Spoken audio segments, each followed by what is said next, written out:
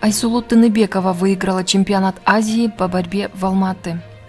Айсулу Тыныбекова стала победительницей чемпионата Азии по спортивной борьбе в Алматы, Казахстан.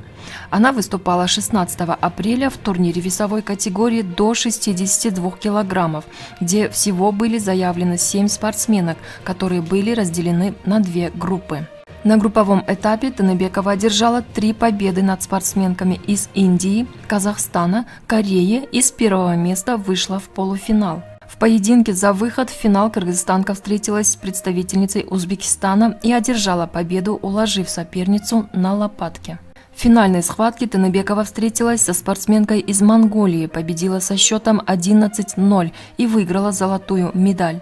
Это 4-я победа Тыныбековой на чемпионатах Азии среди взрослых. Ранее она побеждала на турнирах в Таиланде 2016, Индии 2017 и Китае 2019 годах. Ранее на чемпионате Азии в Алматы в турнире весовой категории до 68 килограммов золотую медаль также выиграла Мерим Джуманазарова. В первом раунде Айсулу Тыныбекова встретилась со спортсменкой из Индии Санам. Победу Тыныбекова одержала в связи с отказом соперницы. Второй раунд Ирина Кузнецова, Казахстан, Айсулу Тыныбекова, счет 0-11. Третий раунд Юнг Джин Квон, Корея, Айсулу Тыныбекова, счет 0-10. Полуфинал Айсулу Тыныбекова, Рушана Абдирасулова, Узбекистан. Победа Тыныбековой на туше. Финал Айсулу Тыныбекова, Балартуя Хурилху, Монголия, счет 11-0.